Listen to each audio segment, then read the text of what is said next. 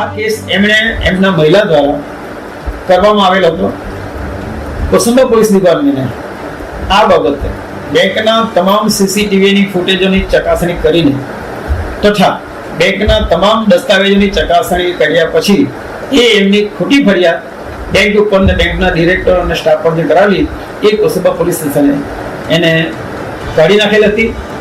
એટલે આ બાબતમાં એમનો ફરિયાદ કોઈ અત્યારે સ્થાન નથી.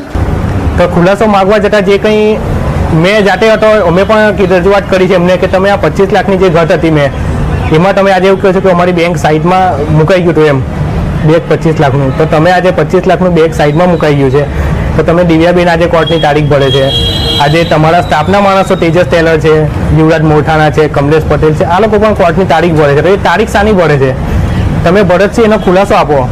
ચેરમેનશ્રીને મારે એ જ વસ્તુ જણાવવું છે કે તમે 22,000 સભાસદોને વગોવો છો એ વગોવાનું બંધ કરો અને એનો ખુલાસો આપો. અને તમારાથી બને તો ચેરમેન પદ સંભાળો, નહીં બને તો કોઈ વ્યવસ્થિત અને કેપેબલ માણસને આપો. બસ એ જ અમારી માંગ છે. જો તમારી કેશ જે ભૂલ આવી હતી એ બાજુની કેશ કેબિનમાંથી મળી ગઈ હતી તો તમે મારી પાસે શેના પૈસા ભરાવ્યા છે? અન્ય કર્મચારી પાસે તમે 13 લાખ રૂપિયા ભરાવ્યા છે, એ શેના ભરાવ્યા છે? આજે હું કેસના ચક્કરમાં કોર્ટની તારીખો ભરું છું, મારી નાનલી છોકરી છે આજે, તો આજે અમને મને ક્યારે ન્યાય મળશે?